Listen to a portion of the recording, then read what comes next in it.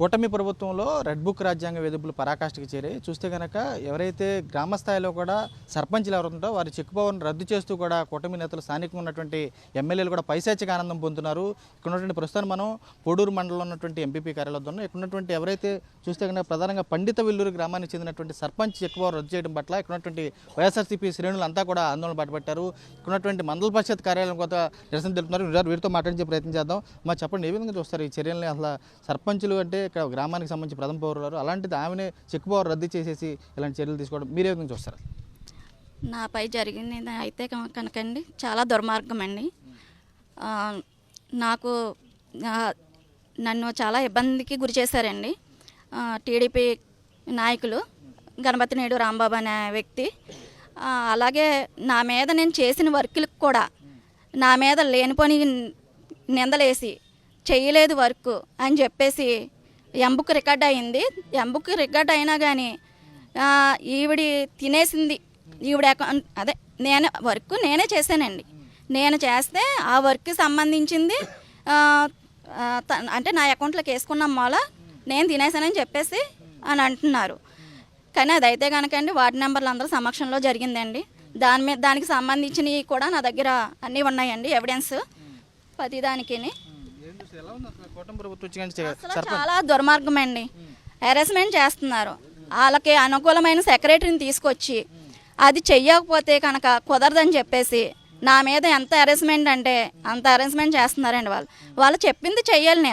వాళ్ళు చెప్పిన దానికి నేను బిల్లులు ఎట్టాలి. బిల్లులు ఎట్టకపోతే కనుక నా పైన ఇదే చెక్ పవర్ రద్దు చేస్తాను, నువ్వు ఎలాగా చేస్తావో ఊళ్ళో చూస్తాను అని చెప్పేసి నన్ను బెదిరిస్తున్నారండి. నన్ను ఆ ఒత్తిళ్ళు కూడా చేశారు చాలా. సెక్రటరీ గారు కూడా అది కలుపుకుని మామూలుగా అయితే కనుక ఊరు డెవలప్మెంట్ గురించి నేను అన్నీ వాళ్ళతో చేసుకోవాలని చెప్పేసి మా రంగరాజు గారు కూడా ఫస్ట్లో మీటింగ్ పెట్టారండి సర్పంచులకి ఎంపీటీసీలకి. అయితే ఆయన ఏం చెప్పారంటే మీ గ్రామం అభివృద్ధి చేసుకోవడానికి మీరు తీర్మానాలు కానీ మీ గ్రామంలో ఏ వర్క్ అయినా మీరు దానికి చేసుకోమని చెప్పేసి అని అన్నారు. కానీ నేను అలా చేసినా సరే, నేను నా గ్రామ అభివృద్ధి చేసుకోవడానికి నా గ్రామ ప్రజల గురించి నేను చేసినా సరే నన్ను అసలు నువ్వు అది చేయట్లేదు ఇది చేయట్లేదు అని చెప్పేసి ఎంత హెరాస్మెంట్ అంటే వాళ్ళు ఏదైనా తీసుకొస్తుంటే నేను ఆ బిల్స్ పెట్టేయాలండి. అది ఏంటి అని నేను అడగకూడదు. ఆ తీర్మానాలు వాళ్ళు ఏమైనా తీర్మానాలు పెడుతున్నారు, ఇదేంటి తీర్మానం ఎందుకు ఇలా చేస్తున్నారని చెప్పినా సరే అది తీర్మానాలు కూడా మా వార్డు సభ్యుల్ని ఆమోదించినవి కాకుండా అది ఎలా రాయాలంటే వాళ్ళు చెప్పి ఒక లిస్ట్ ఇస్తున్నారు. ఆ లిస్టు ప్రకారం నేను అందులో ఆ తీర్మానాలు వాళ్ళు చెప్పినట్టే నేను రాయాలి. నేనైతే కనుక నేను అలా చేయదలుచుకోలేదండి. నాకు నా గ్రామ ప్రజల సపోర్ట్ ఉంది, అలాగే మా వైఎస్ఆర్సీపీ నాయకులకు సపోర్ట్ కూడా ఉంది, నా సర్పంచుల సపోర్ట్ కూడా ఉందండి. నాకు అన్ని విధాల సపోర్ట్గా నిలిచారు రంగరాజు గారు. ఆయనకు మాత్రం చెయ్యాలండి. నాకు ఊరికి ప్రథమ పౌరులు అంటే ముందుగా గ్రామాల అభివృద్ధి చూసుకుంటామండి. మేము ఈ పదవిలో వచ్చిన కాడి నుంచి మాకు తెలుసున్న విషయం.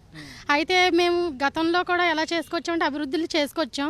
జగన్ గారు ఏంటి, రాజుగారు ఏంటి మాకు చాలా సపోర్టివ్గా ఉండేవారు. అయితే ఇప్పుడు మేము పదవిలో ఇంకా 2 సంవత్సరాలు వచ్చిన తర్వాత కొనసాగాల్సి ఉంది కాబట్టి మేము ఆయనకి కూడా పితాని సత్యనారాయణ గారికి కూడా మనం ప్రోటోకాల్ ప్రకారం మేము గౌరవంగా నడుచుకుంటున్నాం. అయితే మేము కూడా చెప్పడం జరిగిందండి, ఏ డబ్బులు వచ్చినప్పటికీ గ్రామాల్లో తీర్మానం కావాలి కాబట్టి మేము ప్రతిదీ కూడా చేస్తాం, మేముండగా మా గ్రామాలను అభివృద్ధి చేసుకుంటాం అని చెప్పి కలవడం కూడా జరిగిందండి. అయితే ఈ మా తోటి సర్పంచ్ గారి విషయంలో ఇలా చేయడం అన్నది చాలా అమానుషమండి. అయితే అందరూ తెలిసిన విషయం. ఇదివరకు అంటే మామూలు బుక్స్లో రాసేసుకునేవారండి.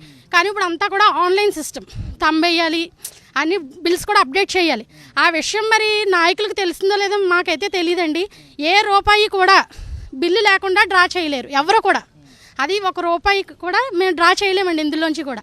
మరి ఆ విషయం కూడా వాళ్ళకి తెలుసా లేదా అన్న విషయం నేను ఈ సభాముఖంగా ప్రశ్నిస్తున్నానండి. అయితే ఒకవేళ ఏదైనా జరిగింది వాళ్ళ అభియోగం మోపినప్పుడు వాళ్ళు ప్రతిదీ కూడా నిరూపించగలగాలండి. అలా నిరూపించినప్పుడు మేము దేనికైనా రాజీనామాకైనా సిద్ధమేనండి. అయితే అలా చేయకుండా ఇలా చేయడం అన్నది తోటి సర్పంచ్ కాబట్టి మళ్ళీ కంపల్సరీగా చెక్ పవర్ అన్నది పునరుద్ధరించాలి. కాబట్టి నేను ఈ సభాముఖంగా అదొకటే తెలియజేస్తున్నానండి.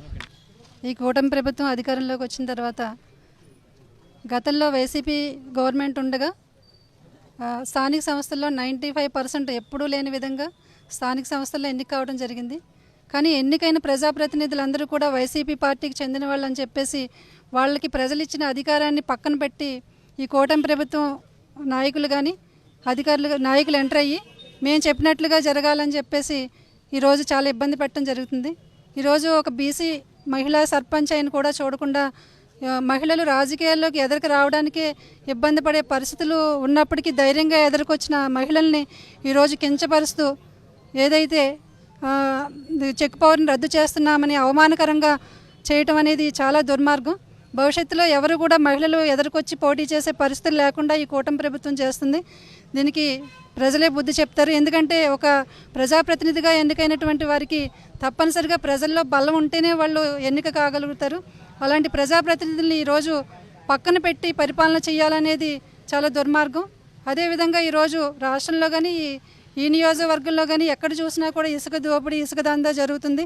గ్రీన్ ట్రిబ్యునల్ కూడా తవ్వద్దని చెప్పినా కూడా తవ్వుతున్నారు. ఎక్కడ పడితే అక్కడ ఇసుక వేస్తూ ఉన్నారు. దీనికి ఈ అవినీతులన్నింటినీ పక్కన పెట్టేసి ఏమీ ఎరుగనటువంటి మహిళలపైన ఈ విధంగా దుర్మార్గంగా చర్యలు చేయటం, వాళ్ళని అవమానకరంగా మాట్లాడడం, వాళ్ళకి ఇచ్చిన ప్రజలు ఇచ్చిన అధికారాన్ని పక్కన పెట్టాలని ఆలోచన చేయడం అనేది చాలా దుర్మార్గం. ఇదంతా కూడా ఇప్పుడు చంద్రకి మహిళలందరిగా మేమందరం కూడా సపోర్ట్గా ఉన్నాం.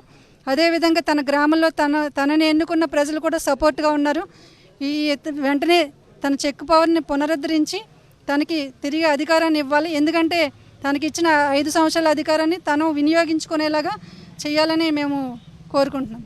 ప్రధానంగా వీరంతా కూడా ఒకటే స్పష్టంగా కనపడుతుంది. ఏదైతే కూటమి ప్రభుత్వంకి సంబంధించి అధికారం చేపట్టినట్టు నుంచి కూడా క్షేత్రస్థాయిలో ఎవరైతే గ్రామ ప్రథమ పౌరులుగా ఉన్నటువంటి సర్పంచ్లు కానీ వీరిగా ఉన్నారో వీరికి సంబంధించి కక్ష సాధింపు చర్యలు పరాకాష్ఠకు చేరాయి.